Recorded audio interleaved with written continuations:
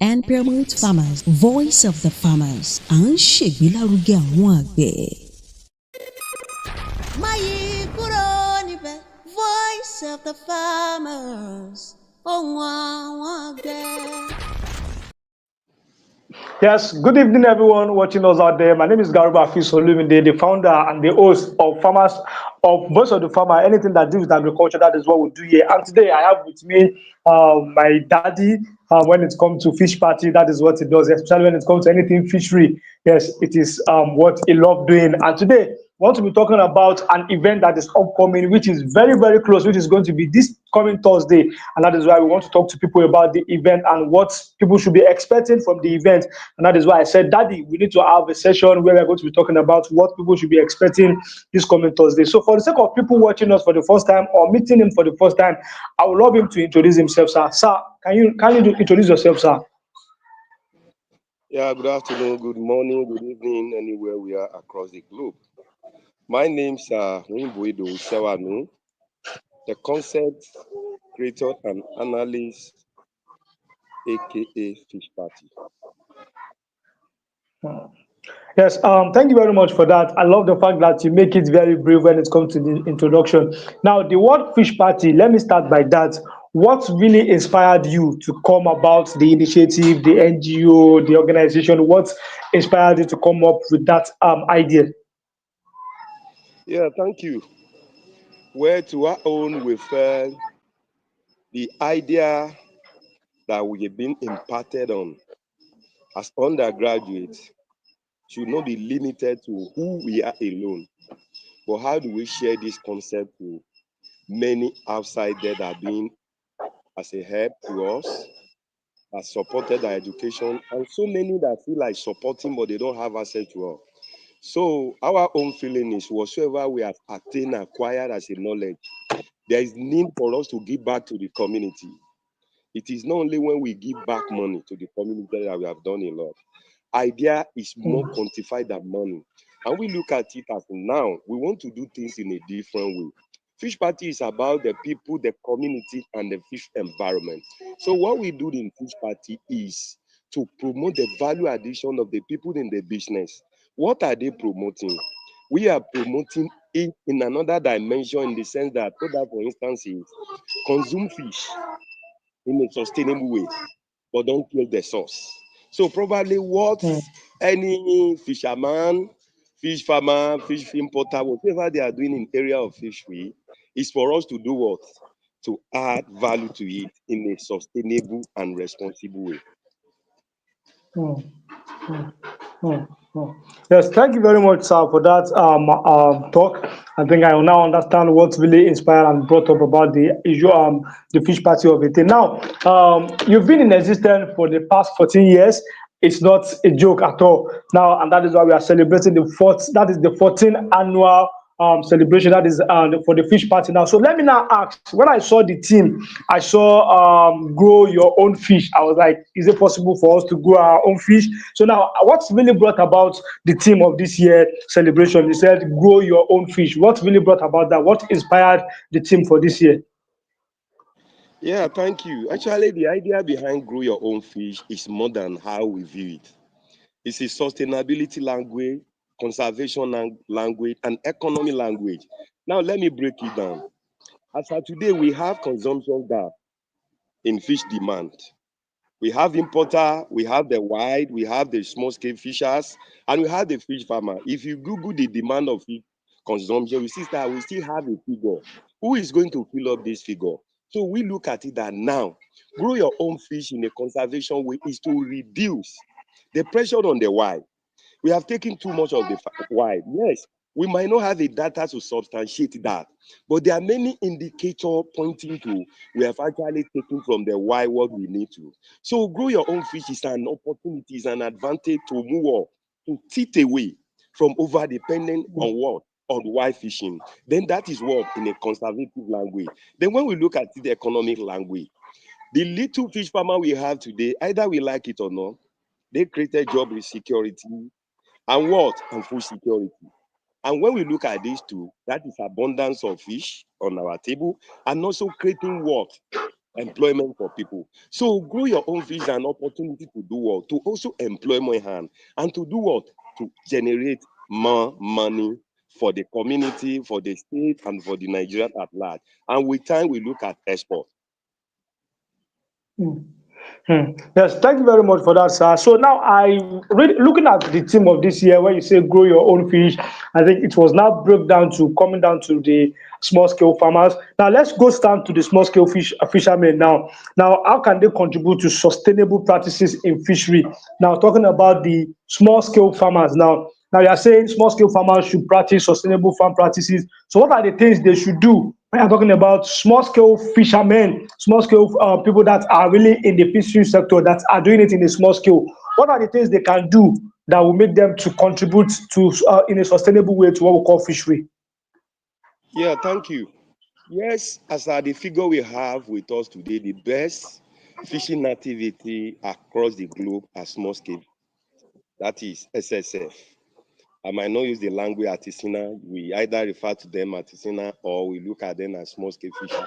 Now, in this context, we look at it as in the opportunity that we have within the sector are what?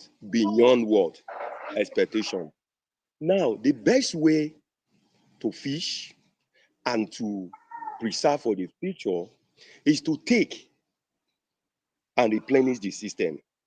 If you cannot take to replenish the system, then you must take not to endanger the system or to allow some species to go into extinction. Yes, we call them small scale. Why? Because the mode of their operation, the fishing activity are small, the small tools, small technology. So notwithstanding, we expected that every small scale farmer should practice what we call sustainable fishing practices. The idea of using twin boats, which we refer to in a larger, when we take it to fishing vessel, we call it peer trolling. What we are saying is every fisherman must fish responsibly in a situation not to destroy the system. It is not for you to engage in activity that will destroy the system. Rather, look at how do I take from the system and not to destroy the system. Ideally, when we look at them, they have been doing a lot. Yes, Nigeria is a case study today. We are still clamoring for what? Close season, rather, or close area. But within the context of small scale fisher folks, their community today, when you get to the community, they have a time where nobody can go and fish. Indirectly, they are practicing what? Close area or close season. Mm, So by engaging mm. such activities, they are directly or indirectly doing what? Practicing sustainable fishing. Sustainable fish practice. That's true. Yeah. That's true. Mm. Yes, thank you very much for that, sir. Now let's go down to the event that is going to be coming up this Thursday. Now, I would love you to tell us what the event is all about and how the event is going to go. Yes, like there's something I need to chip in what I did not remember. We have two themes for the year. Yes, we are celebrating 14th edition of Annual Fish Party, and in any of our programs, we use the day to also celebrate the World Fish Day.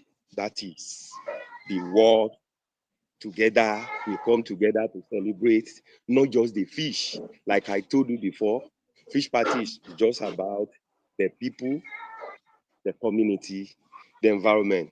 So when we are using the word Fishery Day, we also refer to the people, the environment, and the community. So number one, that day is dedicated for us to celebrate the people that engage in fishing activity, the community, and the environment they depend on. That is environment of fish. Now, number one, we are going to make it known to the world that despite the small scale of operation, the small way of fishing activity, these people should be given an opportunity to do what?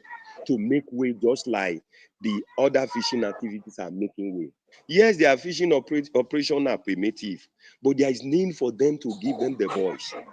How do we give them the voice? There is need for us to include them in the management of fishery in general. That is the co-management of fishery policy. Now, when we look at it further, there are many policies that, even though these fisher folks, they don't even know what does it entails. So on that day, we have so many key stakeholders. It's not everybody that will be on panel session, because for us to have more robust discussion, we make a panel discussion, and each of the panelists has been given the question, at least minimum of 3, that they will need to answer. And in doing this, they are actually feeding the people online and the people physically that, look, this is what we need to do for these people. But on that day, yes, we have one presentation online because probably the presenter is one of the key member boards. Unfortunately, he's presently in Tunisia for World Aquaculture. So we also need him. We also need her rather for her to share her experience when it comes to the fisher folks, the idea and other thing like that. So on that day, we are going to get more of what we have been saying in our advocacy. If you have opportunity to go to our social media handle, either Facebook or Instagram, you have seen so many of these things we are canvassing. Do this, do this, do that. On that day, we actually want to practicalize that. What we have been telling people to do, this is how we need to do it. And this is how we have been doing. So on that day, we want to have different dimensions where we are going to discuss anything that is related to the people in the area of fishery, the community, and the fish environment itself. So on that day, it is a day dedicated to celebrate the people in the industry. Like I mentioned, when we talk about World Fishery Day, we're actually looking at the people, the environment, and the fishery resources. Because why? There is no way we can separate the fish environment from the environment of man. There is no way. There is connection that can never be cut off. Thank you, sir.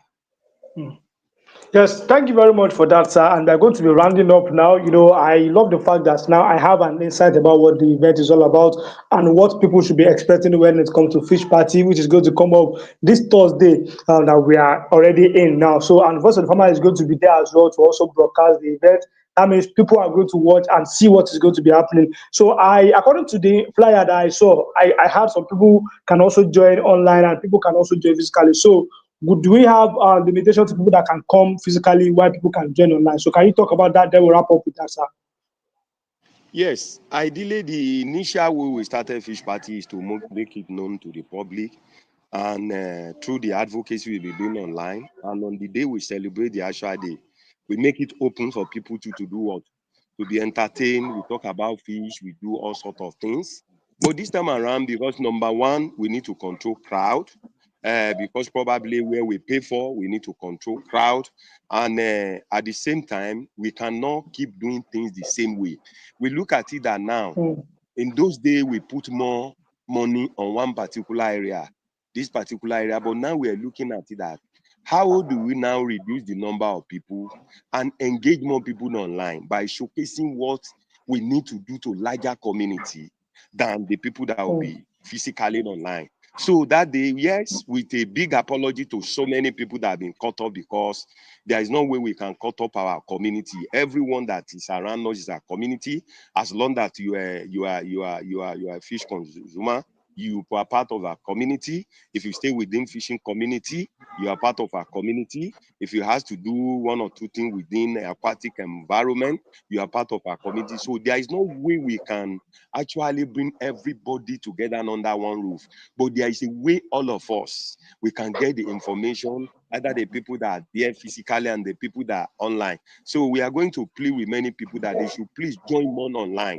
And there is a room for them to be totally connected, directly connected to what we are doing in that event plan, and also to ask questions in area of what are these things we have been doing that people need to know, or what are the ideas that we are here to tap that people need to advise, or what are these things we have been doing that it is not well done. So all these things, the room is open for people to give advice, suggestion, and even to criticize. We are not running an organization where we don't listen to people's opinion.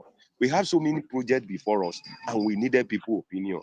People's opinion have been guiding us from the past. So once again, I want to tender apology on behalf of fish party team that we might not be able to accommodate everybody.